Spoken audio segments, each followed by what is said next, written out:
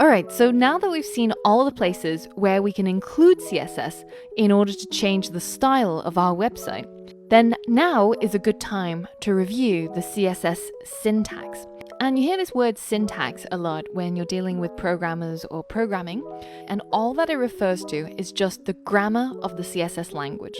Just as in English, we have grammatical rules which state where you should put commas, where you should have full stops, which words need to be capitalized, etc., etc.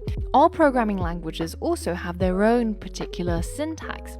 So let's take a look at what CSS looks like.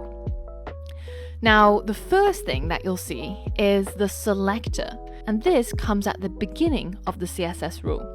And then comes a pair of curly braces, inside which is where your CSS rules are going to reside. And the rule will change the appearance of some property and give it a new value. And each rule has to end with a semicolon at the end. And that is kind of equivalent to the full stops that we see in our English sentences. Essentially, the selector is basically just the who. So who is it that you want to modify in your web page? Is it the H1? Is it the paragraph tags? Is it the image tags? Whose style do you want to change? And the next part is the property. And this is the what. What about that H1 do you want to change? Is it the background color? Is it the text color? Is it its position? And finally, we've got the value, and that is the how. So how do you want to change the background color of the H1? Do you want it to be blue? Do you want it to be red? And that's the value that you're going to give in order to change it. So whenever you get stuck thinking about CSS, this is a good time point in the video to come back to, just to remind yourself what are each of the parts inside the CSS code that you are changing in order to affect the style. So let's look at a real life example. Here I have a website that is dedicated to the true love of my life, which is bacon. And all that I've got in this website is an H1 for the I love bacon heading. And I've got 3 separate paragraphs that just say bacon, bacon, bacon, bacon, bacon, which is what I hear in my head most of the time, especially around lunchtime, which it is right now. So, and finally, I've got an image of a piece of bacon.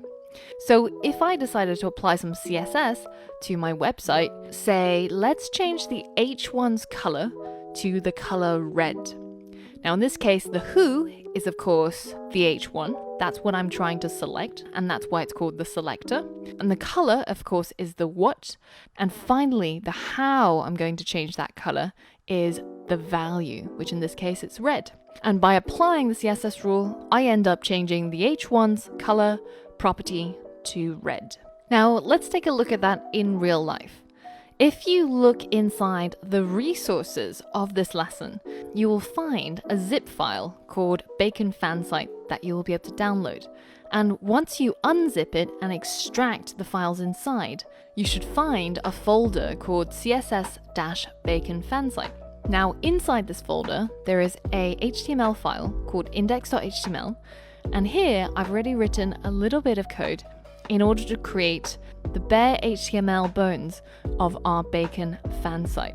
Now, I know that some of you guys might be vegan or vegetarian or pescatarian or whatever it may be. If my love of bacon offends you in any way, then I am deeply apologetic, and you can feel free to change or update this website to whatever it is that you worship, like broccoli or spinach, but my thing is bacon, so here we go.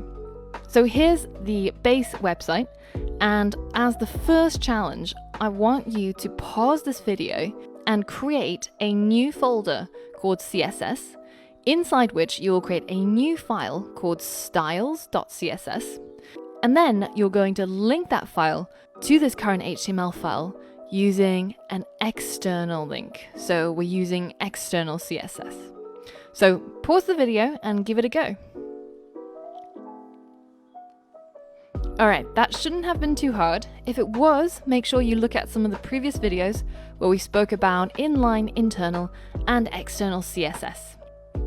So the first thing I'm going to do is I'm going to create a new folder inside our CSS-Bacon fan site, and I'm going to call it CSS. Inside the CSS folder, I'm going to create a new file called styles.css.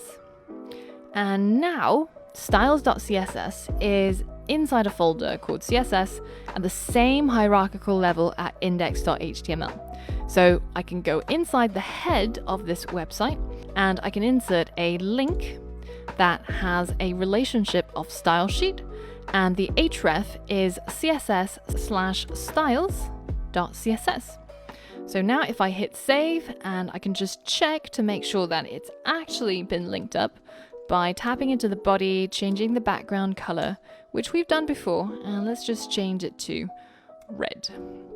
Let's go ahead and save everything, hit refresh, and we can verify that it's all linked up and it's all working. Now, I don't really actually want to have a red background for my Bacon website. It seems a little bit too fanatical. But instead, we're going to add that CSS rule that we saw earlier on, where we change the text color of the H1 to a red color. So first things first, who am I trying to change? It's of course going to be the H1 in this case. I'm going to open a set of curly brackets, and then I'm going to add the property, or the what. And in this case, it's of course the color property, and I'm going to change its value to red. And of course, remember that the CSS syntax requires that you close off the line with a semicolon. Now, all the parts that we've mentioned in the CSS syntax slides are really, really important. And sometimes you might forget, or you might accidentally remove something, and it will break the code. So let me show you what I mean.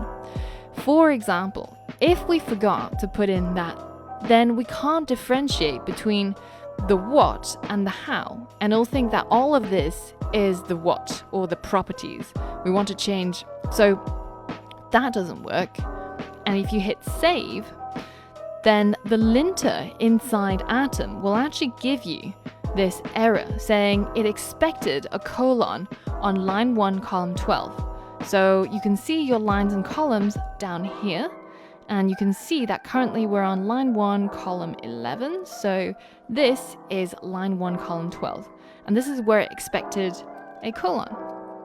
Now, with the colon, if we refresh our website, you can see that it changed our H1 to have a red text color.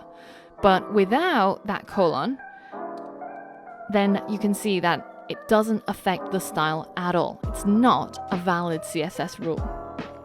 So let's put that colon back in, and let's go ahead and add another rule to modify our H1.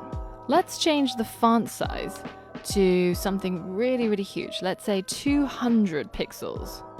So let's hit save, let's refresh. You can see we've got this massive title saying, I love bacon. So you can have more than one rule that's applied to the same selector. And very often you'll actually apply many, many rules to the same selector. And you can either have them in line, but as you can imagine, as you get more and more rules, you're going to run out of space pretty quickly. So by convention, most people will write CSS with the selector, the open curly bracket, then each CSS rule will go onto a new line. And this way you can clearly see and make sure that each line ends with a semicolon and each of the properties are separated from the values by a colon. Now, there's another sort of best practice is that once you start getting a lot of these rules, say, 20 all in one paragraph, then it starts getting hard finding them.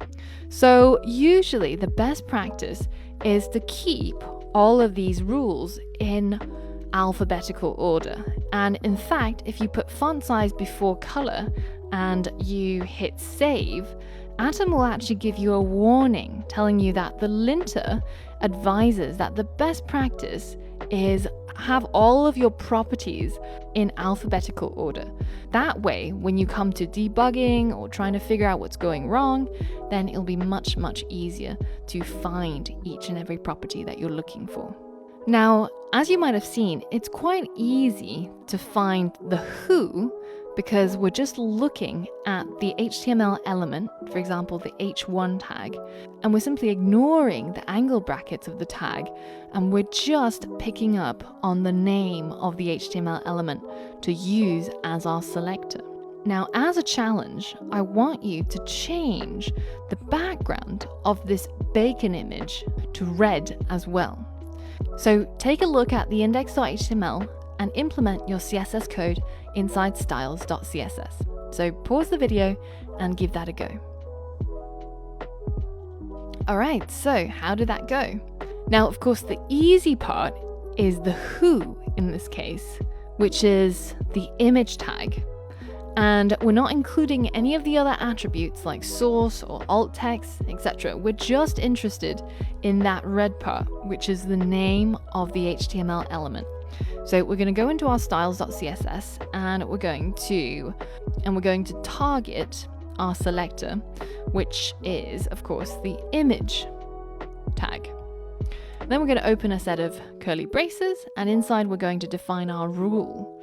And the property that I wanted you to change for the image was its background color, and we want to change it to red as well. So let's hit save and let's hit refresh, and you can see we've now got a bacon image that has a red background. Now at this point it seems easy to see how to find the who, right? The image or the p tag or the h1, whatever it is that you want to change, you simply use it as the selector inside your CSS code. Now, what about the what or the properties? How do we know what keywords we can and can't use and what they will affect? Well, you guessed it. This is where we go back to the web docs. So if you have a look on the MDN homepage, and you go to technologies and you go to CSS, and then you go to their CSS reference, you can see that it talks about the syntax, but more importantly, it has this entire directory of keywords, which are effectively our properties. So these are the whats that we can change. And you'll find everything that we've used so far, for example, background color or font size, or whatever it is that you're looking for. And these are all of the generic properties that you can change using CSS rules. And if you click on each of them, then it'll take you to a more detailed page where it shows you how you can implement the code and what different types of code will do for your styling. So have a play around with all of these different properties and see what other things you can do to make this bacon fan site look more the way that you want it to. And once you're done, I'll see you on the next lesson.